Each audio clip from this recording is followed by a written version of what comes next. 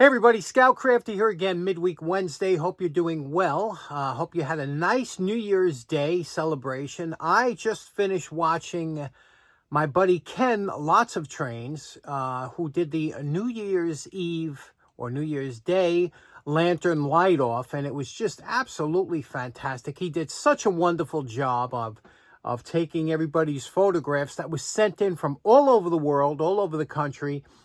Fantastic. If you, I have a link in the description. You got to check out that video.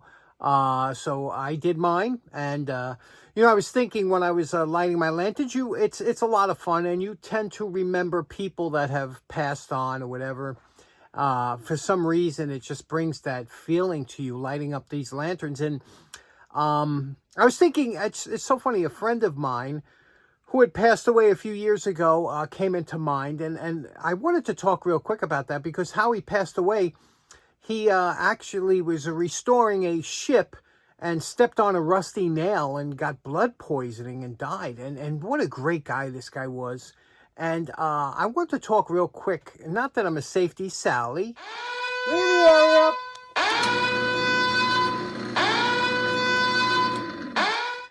However, it is good to have some safety practices, and I just want to talk real quick about first aid if you should get cut in the shop, which we all do. So let's talk about that real quick. Now, looking back on my life, I can honestly say the best decision I ever made in my life was to join the Boy Scouts of America. I've learned more in the Scouts than I have anywhere else. More important knowledge I've learned in Scouts than I did in school or the service or anything else. The Scouts was the best place for me. And one of the first things they teach you in Scouts is first aid. And first aid is a real important part of being a Boy Scout. And this is an old first aid kit from back in the day. It's all empty now, but the tin comes from probably about the 1940s. But every Scout always carries a first aid kit or whatever, and you have to be well versed in first aid for those emergencies. It's funny because I use this box to actually keep some interesting, look at this, this particular box here. Open this up, it's kind of jammed. There we go. This particular box, instead of usually boxes opening from this side, this one opens the other way. Look at this old Boy Scouts of America ID card. Look at that. Isn't that beautiful? When they used to give you an ID card, loyalty, patriotism, service. You think that would be the same today? You think they would have those same things? Anyway, this one here's from 1939. Think about this. Fred Klanka. Fred had this card right just in the beginning of, just before World War II. God only knows what happened to Fred over the time, huh? So here, and then I have some other things here, some just coins and whatnot that I keep in here, some unopened rolls from the early days, pennies and whatnot. So anyway, that's what I keep in here upstairs. But the thing is that with the first aid kit, what's so important is not just the kit that itself, because we used to carry everything in here, enough to do a trachea, all kinds of stuff. However, in the shop, I want to talk about what happens on common injuries and what you need to do right away. Now, as I got older in life, I started to learn how to heal certain ailments that I might have had and also prevent certain ailments. For example, a lot of you old timers out there have quite possibly had an ingrown toenail. I know I have. Extremely painful affliction if you've ever had it. It comes from not cutting your toenails correctly and they grow into the corner of your toe, and it's a nightmare. But if you've had it, you know what I'm talking about. And also, you know how to prevent it, and you know how to take care of it if it happens again. Sometimes you have to soak it and things like that, and Epsom salts, and dig out that nail, whatever the case may be. But it's a great feeling to be able to heal that yourself. I remember the first time I had to get stitches years ago, and I came home, and I didn't want to go back to the doctor, and I took out the stitches by myself. It's a great thing to have these to just know how to take care of yourself, whether it be sweating out a cold or something more serious. But when you get in the shop, this is really important. A lot of times we'll get cut, scraped, whatever. It happens all the time. If you're going to deal with sharp tools or any kind of tools, eventually you're going to get some kind of cut or whatever. Now, this is really important no matter what happens. And I learned this the hard way. in Panama. Now, I was stationed in Panama, and over there in the jungle, if you should get cut or even just a small little scrape, within 24 hours, your hand blows up from infection. It's just, that's the jungle environment. You guys from Vietnam, God knows, you must know about that. So you're constantly keeping yourself as dry as you can, and, you know, and your feet dry, and that's a big thing, taking care of your feet. Blisters, when you have wet feet, you know how it is. However, in the shop, when you get cut, so no matter what happens, and I've learned this a long time ago, as soon as I get scraped or cut or whatever, I stop whatever I'm doing. And how many times you see guys getting, you know, they're working, they're bleeding a little bit, and they keep working through. You have to stop whatever you're doing and wash that cut out with soap and water and really scrub it good, and then cover it and then get back to work. That's all you have to do. Now, to cover it, you might not have a Band-Aid in the shop. This is fantastic stuff. A lot of times, this is more important than a first aid kit. You ever see this sports tape? Than all kinds of Band-Aids and all that, or whatever, if you might not have. Every scout out there carries a Band-Aid or two in their wallet. Just, you know, that's something we learned in the early days. But you could take sports tape and you can make your own Band-Aid just by taking a piece of sports tape like this and then cutting a piece off like this, you know, because you rip this like that, and then just take another small piece like that and put it in the middle so it don't stick to your cut like this, okay? And there you have a type of Band-Aid, and you would put that over the cut and wrap it around. And again, it's small things like this, taking care of yourself in the shop, keeping it clean. It's really important. I've seen some, especially as we get older, we tend to be infected more than when you're young. When you're 18 years old, it seems like we could do anything. But when you start getting up in age, you know, the infection rate also jumps up. So alcohol. I use alcohol almost every day in the shop. What I do is I keep a spray bottle. This one here, although it says 70-30, that's 70%. I fill this up with 91% because I use it to clean a lot of tools, things like that. 91%, but anything, this is 50%. The cheaper the alcohol, usually the less alcohol. 50% alcohol, 50% water. This one has 91% alcohol, 9% water. Usually you'll find a 70% blend. They're all good.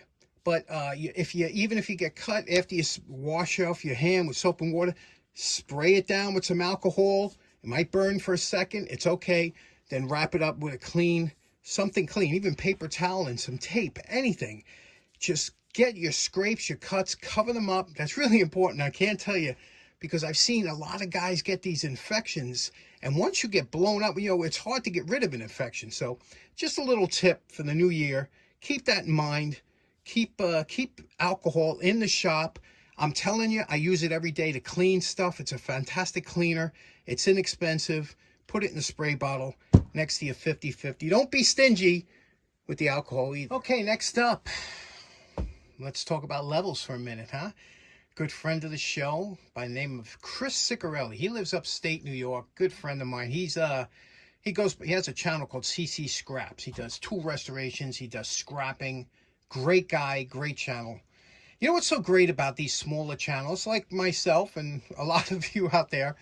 What's so great about these smaller channels is especially if you follow him for a while, you get to see, like I saw Chris when he first started his channel, and now he just bought his own house, and he's made his new shop in a garage. I love that. When you see people go through points, you know, like my buddy Wyatt. I remember when Wyatt first, you know, when he was building up his shop and his man cave garage. I mean, it was so nice to see. That's what I like about small channels that you don't usually see in the big channels. But anyway, Chris sent this over, and this is a beautiful level. And you can see here, this is a Starrett LSS Co. Athol, Massachusetts. So it's Starrett, but, you know, they didn't write just LSS Co. But this is a advertising level. You can see here, it says the Garlock Packing Company, and that's upstate New York. But the funny thing about this is, I'm sure this was expensive. Starrett don't make cheap stuff. It's just a regular small level here. It's a bubble level, or a lime level. And what you do here, you can see the bubble in there, is you would turn this until it's you get the bubble. Now, the thing with these type of levels, when you get them, is in order to see if they're accurate, that's the first thing you have to check with any kind of level. And how to do that, it's pretty interesting. Now, how to check to see if your level is on the level is, the first thing you do is you see it, make sure it's not damaged or loose in there, the vial, and it's not, obviously, and you can see it's still working nice. So what you do is you place it on something that you have that you can adjust here. And this, because it's not level, this Lazy Susan, I can make a level by just turning it around. And you can see you get this so that it's, and you look over the top to get this exactly in the middle. Now what you're going to do is you're going to place this against something, and I'm using a 1, 2, 3 block here, okay? And I'm going to place it, and I'm going to have this level with the bottom. And then what you do is you take this like this, and you turn it around without moving the base, and you put it on there again, and it should come up exactly the same. And you can see here it does. Okay, hopefully you can see it better from that angle. I'll turn this around, gently put it back against there, and there it is, right back in the level. Now, obviously, you can see I'm going to take it off level. You can see the bubbles down here. If I turned it around, put it over here, you know, it's going to come back the same, but it's not in the middle. Now, it's important to check your levels every once in a while to make sure you, and if you have one that is out of level, make sure you mark on there. Now, the good levels, the machinist levels, are adjustable. This here is a beautiful example of a machinist level. And why it's a machinist level is because you have to, this is meant to level your lathe or other machines, things like that you might have. The longer the level, the more accurate it is because it's taking a wider reading. This here, you could see here the graduations in here. Now, this bubble level has a sharper bend in it than this one here, because this one here is much more accurate. And you'll see here, watch the bubble, if you could see it in there. I hope you can. Let me see. I hope there's no glare on there. But watch the bubble as I turn it. You could see how this moves. And I mean, just really churns quickly. And now, until you get it level, you'll be working this back and forth until you get it right in the middle there. You see how, you know, like I said, how the adjustments have to be so fine with here. What makes a machinist level so nice too is it's adjustable. So what you do is, you see here, there's a screw here and a double screw here. You loosen this up and raise and lower this. So what you do is you find a surface that's perfectly level. And you do that, you know, with another machinist level. You make sure it's perfectly level. Then you can adjust this one doing the same thing by, you know, putting it against something and making sure that it's level by adjusting this up and down. This one here also has a secondary level so that you could see if it's resting, because it has a V on here. So very interesting, and it turns to protect the vial. So machinist levels are really nice because they are adjustable, so you never have to worry about them being bad. Where some of the wood, the levels that you get, the old-fashioned ones that come in the wood, you know, like these. Here are some old wood levels that you could see there. Some of those aren't adjustable. Some of those, you know, like that top one, you get what you get. This is a very handy level to have around the house. This is called a line level. And you can see here it's got two little hooks on the end of this level. Again, it's shaped in a hexagon. And how you would operate this is, you see those two hooks? You would stretch a line, usually a mason's line, make it real tight if you want to check and see if it's level between two places. Then clip this on the line, and then you could see if it's level or not. Next up, by far the most popular level, called the torpedo level, and you can see it's called that the way it's shaped, like a torpedo. You can see these levels usually have 3 ways to check it. You have this way, you have this way if you're standing to check and see if something's plumb. You could use this over here, and then you have this angle here at a 45. So these are pretty popular. They come in, this one here is metal. This one here is a composite or plastic. And again, you check these out. You can't trust a level until you hold it up against something you know is level. This one here is a Empire. They make a lot of different levels now. And you can see here, this one here has a double level in the front, but you can graduate here. And you could read it from the top. You see with those slits in here? So they're very interesting. And then you have smaller, like this little level here. That's a cute little level, right? And again, you could check it all different ways. Here, you could check it that way. You could stand it up and turn it. Another type of level are bubble levels. Now, bubble levels have, when you place this on an item, you know, you could raise it up or one end or the other to get that bubble right in the middle, and they're a lot of fun to work with. You know, I mean, levels are, again, you have to make sure to check them first to make sure the item that you know, it's so funny, you could put a bubble level here, right? And you could say, well, that's not too far off, but then you take this one here and you could see that it's quite a bit off. And again, you have to do the turning around to see, because just because it might look undamaged to something, you don't know if it's accurate or not until you measure it up against a known or on a known level area. These are small little levels, and a lot of times these are set up that you could use them on different pieces of equipment in the field or whatever. They come inexpensively, but you get what you pay for a lot of times. You know, even though this has a nice aluminum base or whatever, you don't know. You don't know if this is accurate or not until you check it out, and that's what you have to do. That's why these are down here, is actually checking them out to see how level they are. I got to level something out and then check my levels. Now, to use a bubble level, you really have to look on top of it as it's like this. And then if you want, you could change it over. Like we'll try this one here. We'll put this one here. And you can see here, this one here seems like it's a little bit off to the right. You see that bubble there? Again, you got to get the right, here you go, let it settle. Of course, these little ones, they're not as accurate. They show pretty much dead center. So you could see, usually the bigger the level, the more, especially when it comes to a bubble level, usually the more accurate it is. Okay, so in closing, special thanks to Chris for sending over the beautiful level and for also sparking the conversation and almost not a challenge of how many levels do you have. I have about 45 or so. I don't use levels hardly ever. I kind of go by eye a lot. Nothing in this house is level. However, I've always been fascinated by levels and leveling tables, which I want to make one. If you want to see a really, really precision level, what they look, a bubble level that's that's so precise, I'm going to put a link to my buddy Tom over at Ox Tools.